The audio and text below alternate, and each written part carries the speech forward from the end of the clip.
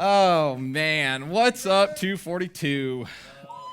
So man, I am so glad to be here. If we haven't met, my name isn't Greg, so that's weird. No, my name is Greg. I'm the youth director here. Hello. And I'll also just throwing this out there, I'm pretty good at distractions because my job here is I'm the youth director, which basically means I get to lead Transit Inside Out, which is our middle school and high school ministry. And so, yeah, big fan of that. This last August, I hit my 10-year mark in this role, which is crazy. And you're probably sitting there like, what? He's only like 27. How is that possible? I know, they hired me when I was 17, so it was weird. It has been an absolute blast getting to do what I get to do. And there's two things that I absolutely love about my job. One, I love getting to watch students move from death to life, and it is absolutely incredible. And two, I love getting to meet with and lead our leaders. And y'all, we have the absolute best team, and many of them are college students. And let's be honest for a second. Sometimes there's not a huge difference between you and the 7th grade version of you. And so I think that's why I like getting to hang out with y'all. And everybody leaves. And because I love getting to work with college students, I'm a big fan of 242. And not just because of that, but because of the role it played in my college experience. I can promise you this, okay? If it wasn't for this ministry and for Chris, I would not be where I am today because they provided me a place to meet with the Lord and grow in my faith. But they also gave me a community of believers to do life with, to pray with, to celebrate with, and to even cry with sometimes. People that went to battle with me. And this is kind of what we're going to talk about tonight. See, I got lucky. I came into college not knowing that I needed community. I kind of just stumbled into it. Someone invited my friend, who then invited me to a random Bible study, but God used my decision to say yes to lead my life to a place I never thought I would be. And that Bible study just turned out to be led by Chris over like 12 years ago, which is absolutely wild. So crazy. So I ended up finding a group of guys to do life with. We fought for each other, challenged each other. We prayed some really big prayers over each other and walked through some really tough seasons together. But y'all, I stumbled into a gospel community and I didn't even know it. And so what is a gospel community? That's what we're going to talk about tonight. And I know it's a super Christian-y term, right? And if you haven't been in church before or for a long time and you're hearing this for the very first time, you're probably thinking, like, what did I just walk into? Did my friend invite me to a cult? Or maybe you just showed up because you heard there was like cute girls here and you're like, if it takes joining a cult, I'm down, you know? Okay, but all right, bring it back in. Before I just absolutely lose y'all again, and keep talking about cults, let's go back to a gospel community, okay? Gospel community sounds like a very churchy term, and if you know me, you know that I hate churchy language. So let me define it so we all know what I mean, okay? A gospel community, and it should be up on the screen, a gospel community is a group of believers dedicated to living out the Christian calling together by demonstrating the gospel's daily influence in our lives. So basically, it's a bunch of you coming together and saying, hey, the gospel actually changes things. It's a group of you coming together saying, hey, I believe that the gospel actually changes things. It's not just some Christian term, but it changes your life. There are some people that see it as like a get out of jail free card, right? Or others that might see it as a way just to be lazy and not have to do anything for the rest of your life. And so you're like, well, I prayed that prayer at camp one time, so I'm good and I can coast for the rest of my life. When in reality, it's something that you can study forever, for the rest of your life, and you will always learn more. It's the thing that changed humanity for eternity. So when you have a group of Christians that are living their lives like the gospel actually changes things daily, that's when you have a gospel community. When you have a group of Christians that are living their lives like the gospel actually changes things daily, that's when you have a gospel community, and that's what we're striving for.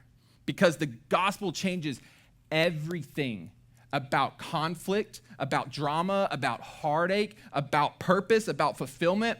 It changes everything.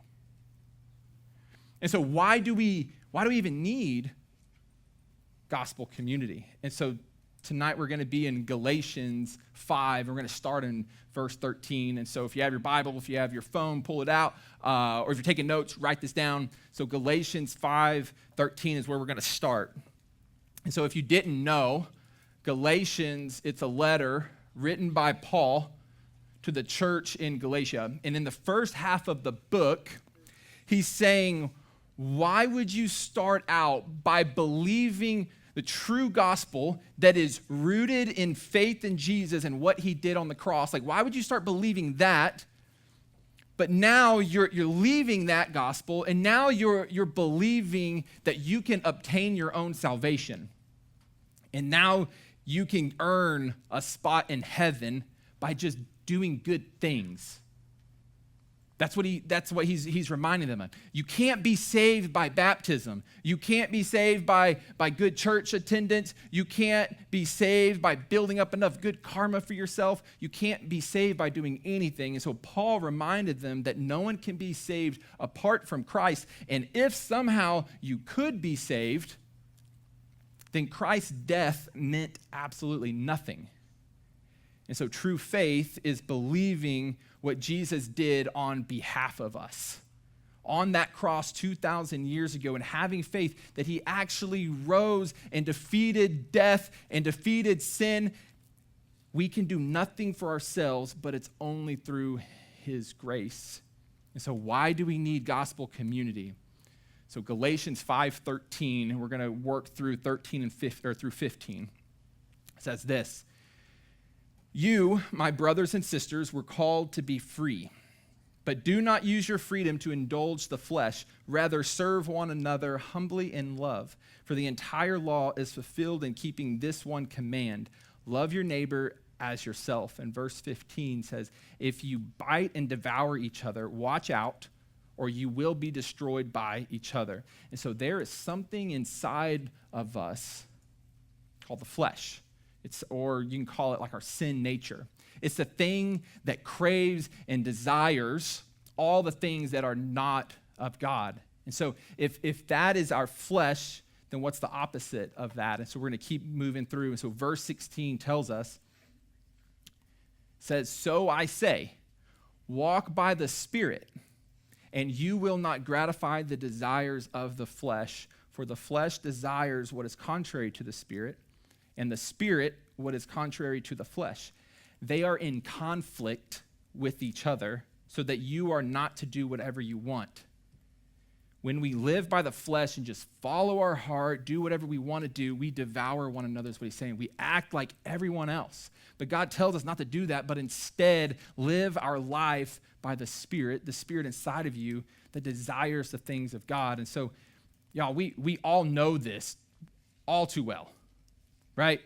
When we have these things that we want to do, and then the Spirit inside of us so badly wants us not to do the things that we want to do, but then the flesh says, no, do it. And then the Spirit says, no, but don't. And then the flesh goes, no, do it. It's going to be worth it. I promise. It's going to feel so good. And then the Spirit comes back like, no, trust me, don't. And it just keeps going back and forth, back and forth, back and forth. And we have this tension inside of us. And so why do we need gospel community? because there is a war waging between our flesh and our spirit, and we experience this every single day. There is a war going on inside of you and inside of me, and we desperately need a gospel community that surrounds us. We need backup. We need help in the battle. We need people to rally around us. We need people that we can call and say, hey, I'm weak right now. I really want to do this thing, but please help me get out of this, right? We need somebody that we can call. We need community around us. And before we go any further, I want you to know a few things, okay? Number one, we are free from the eternal punishment of sin.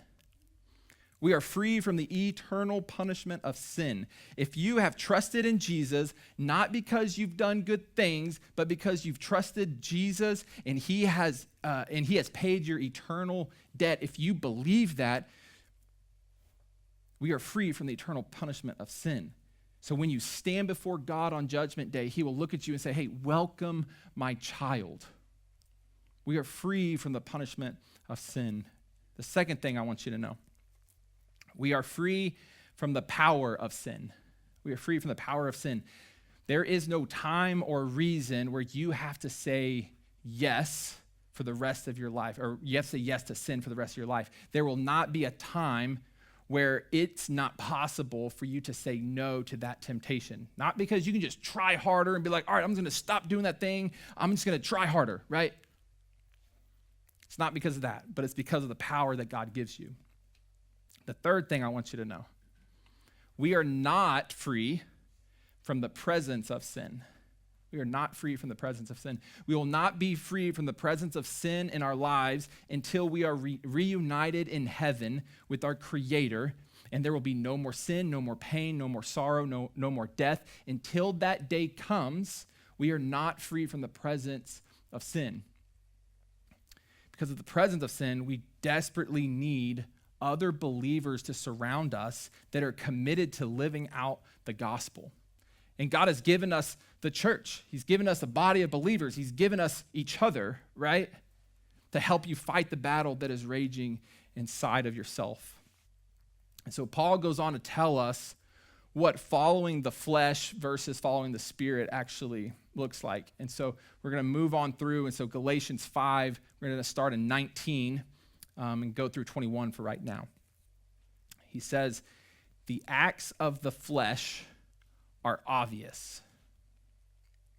You know, I know that there's a lot of us that we try to sit there and like, well, is this a sin? Is that a sin? You know, but Paul just straight up says, hey, it's obvious, okay? And I think if we take a second and think about it, it's pretty obvious to us as well. And so it says the acts of the flesh are obvious. Sexual immorality, impurity, and debauchery, idolatry and witchcraft, hatred, discord, jealousy, fits of rage, selfish ambition, dissensions, factions, and envy, drunkenness, orgies, and the like. I warn you, as I did before, that those who live like this will not inherit the kingdom of God. And I have heard this verse so many times, and a lot of people use it in such a way to scare people to believe that they aren't going to heaven. They use it to scare people, okay? And we're going to get serious here for a second, okay? If your identity is found in these things, if your life is defined by sin, if you find yourself constantly running towards the next high, the next fix, the next drink to numb the pain, to the next person to give yourself to, someone else because it makes you feel worthy or wanted, listen to me when I say this. If that is you, you are worth more than you realize. Your life does not have to keep going down this path. The value and purpose of your life rests solely in your identity with Christ. Only Jesus can give you what you are chasing. So hear me when I say that. Only Jesus can give you what you are chasing. Because of the presence of sin, y'all, you will sin. Even though you have the power to say no, you will still choose to say yes to sin again. It's going to happen because we have an appetite for sin. We crave sexual pleasure outside of God's design. We crave gossip. We crave drama. And can we be honest for a second? Y'all, we love drama, don't we? Like, we can't go a day without being like, hey, I need the tea. What's going on? Why are they in a fight? Which side are we on? Do we like him? Do we like her? Are they still dating? Did you see him with that girl the other day? Right? Like, y'all, I know, okay? Like we want to know what's going on. We crave it. At the end of the day, we have an appetite for sin. We crave our pride. We crave looking at other people and hoping they look at us and see us as being someone that is really, really good at something. We crave being popular. We crave being better than the next person. We crave these things and we have an appetite for it. So the question is, are we feeding that appetite? So if that's your flesh, what does walking by the Spirit look like?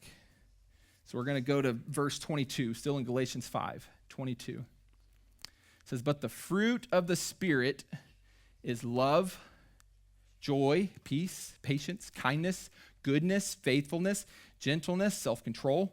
Against such things there is no law. And those who belong to Christ Jesus have crucified the flesh with its passions and desires. If we live by the Spirit, let us also keep in step with the Spirit. Let us not become conceited, provoking one another, envying one another." Now, when we walk by the Spirit, what happens? We don't become conceited. We don't envy one another. We can actually celebrate each other. We don't provoke one another to sin. Like, that's what a gospel community does. It looks different when you have a group of people that is committed to living by the Spirit. That's why we need gospel community, because you cannot do it by yourself. Now, the next question is, what does a gospel community do? What does it do? Like, what do we actually do now? So Galatians 6, we're going to just be in verse 1 and 2, okay? It says, "Brothers and sisters, if someone is caught in a sin, you who live by the Spirit should restore that person gently. But watch yourselves, or you also may be tempted. Carry each other's burdens, and in this way you will fulfill the law of Christ." So, lots of note takers out there. A gospel community does three things. Number one, a gospel community fights to live by the Spirit.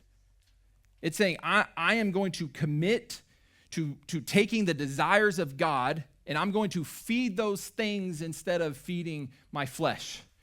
We have an appetite for sin, and here's what you need to know. Whatever appetite you feed, that's the one that's going to grow stronger. If you feed your flesh, guess what you're going to want more of? If you feed your spirit, guess what you're going to want more of? What you have an appetite for and what you feed will ultimately be what is going to win. So which one are you feeding? The second one is going to be in Galatians right in the beginning of 6:1. It says, so I'm going to reread that. "Brothers and sisters, if someone is caught in a sin, you who live by the Spirit should restore that person gently. But watch yourselves, or you also may be tempted." So number two, gospel community restores those caught in sin with humility. And I need you to underline it, okay? There are two unhealthy spectrums when it comes to walking by the flesh and walking by the Spirit, okay? On one hand, you might just not care about your sin. You're just like, you know what, I'm going to do me. I'm just going to do whatever I want to do. I'm just going to go wherever my heart desires and wherever my flesh is going to take me. That way of thinking is obviously abusing God's grace. On the opposite side of that spectrum, you have people that say, I have to be perfect all the time. I can't tell anyone. I can't let them know that I'm in sin, that I did this thing, and so I'm going to hide it. Both sides of that spectrum is a very unhealthy place to be. So what is a gospel community? It's a place that when someone is caught in sin, you gently restore that person with humility, knowing you're about to be tempted. And tempted with what? Is it like, okay, I'm going to be tempted to maybe do the thing that they're doing? No, he's saying, hey, you're going to be tempted with pride, thinking that you're better than that person. Some of you are just sitting here waiting for someone to sit or to sin next to you, right? And you're like, oh, I can't wait to get them. I heard what they said the other day. I saw that post that they were tagged in last night. I heard what they said, right? That is you being prideful and thinking that you are somehow better and less in need of a savior. It's our pride that starts creeping up. That's what we're tempted. So what does a gospel community do? They restore one another gently. The next one is in verse 2. It says, carry each other's burdens, and in this way you will fulfill the law of Christ. So number 3, carries each other's burdens. A gospel community carries each other's burdens. We have to know we can't do it alone. And if you're sitting in here today, it's like, no, honestly, I think I can. I'm pretty good. I can just try harder. Trust me, you can't, okay? Remember when y'all were telling me that I was old? I've learned that you can't, okay? You can't do it alone. And when someone is weak and they are in the middle of battle and they desperately need help, as Christians, we are called to rally around that person, to help lift them up and point them towards the hope and victory we already have in Jesus. That is our job as a gospel community. So, we're almost done. Stick with me. One of my favorite movies growing up was the movie 300. Yes, sir. I still remember seeing it, going to the theaters and seeing it with my dad. And I was a kid, so my mom was not happy about that. But me and my dad went to go watch 300, and it was just the coolest experience ever. But if you've never seen it, can I get a show of hands? Who's never seen 300? Gosh. All right, here we go. So, if you haven't seen it, well, you know what? I can just make it up at this point because nobody's seen it. But if you've never seen it, it's about King Leonidas of Sparta, who leads 300 of his best warriors to defend Greece against the massive invading Persian army. The Persians would send wave after wave after wave, but King Leonidas and his 300 Spartans kept defeating them. It was awesome.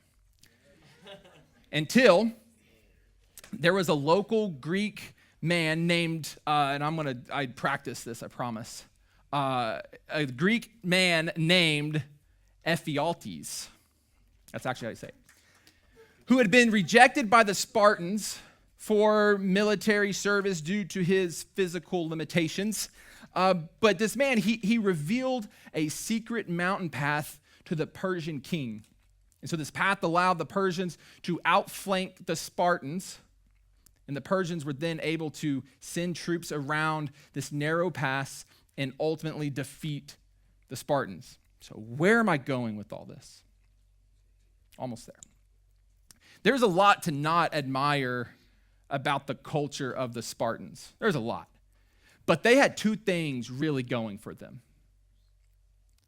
They were a very focused society, right? They were entirely focused on warfare. And so when you turned 5, they began your education, and they would lead you into a field, and instead of saying, hey, we're going to learn our numbers, we're going to learn how to count in our alphabet. No. They said, hey, here's how you kill a guy. And they just started training ever since they were 5. So when they showed up to the battlefield, they would all form up in ranks, and when the signal was given, they would put their shield into the lower back of the man in front of them. They would then run in unison, and they would become a massive human battering ram because they all worked together. And so the two things they had going for them, they had focus and they had unity. They had focus and they had unity. And wherever you have a group of people that are focused and have unity, you have a very dangerous crew. Spartans were like that. The early church was actually like that. And as Christians today, we should be like that. We should be focused on Jesus and have unity with one another. So the question is that you? Are you fighting for your people? Are you restoring one another in humility? Are you carrying each other's burdens? Or are you like Ephialtes and hoping for and even helping with the downfall of your people? There is a battle going on, whether you like it or not. And wherever you have a group of people that are focused and have unity, you have a very dangerous crew. Let me pray.